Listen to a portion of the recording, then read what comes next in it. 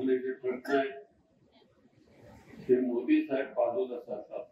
बघा त्यांच्या सगळ्या भाषणामध्ये शेतीच्या प्रश्नाविषयी ते बोलतात, पाण्याच्या प्रश्नाविषयी ते बोलतात, विद्यार्थ्यांच्या प्रश्नाच्या विषयी ते बोलतात. बेकारी नष्ट करावी म्हणून 2 कोटी लोकांना नोकऱ्या देणार म्हणून सांगितलं. 10 वर्ष झाले. 10 मध्ये 20 कोटी लोकांना नोकऱ्या दिल्या असत्या तरी पण एकाही माणसाला नोकरी दिली नाही. उलट आहे त्या नोकऱ्या काढून घेण्याचं काम मोदी साहेबांनी केलं. आपल्या सोलापुरात त्यांनी पहिल्या वेळेस सांगितलं कि सुशील कुमार शिंदे जी होम मिनिस्टर है, जरूर होम मिनिस्टर है, उनके साथ ये सशस्त्र दलों का कारोबार है।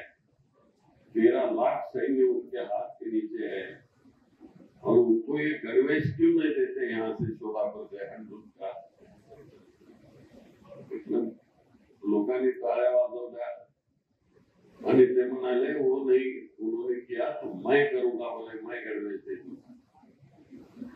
मला माहिती होतं त्यांची ही बोलाचीच कडी बोलाचाच भाग होणार ते, कारण एवढ्या मोठ्या उंचीवर 29,000 फुटाच्या उंचीवर हिमालयावर असा हँडलूमचे कपडे घालून तिथं टिकाव लागू शकतो का सैन्याचा? त्याच्याकरता मुलांची निर्मिती केली पाहिजे.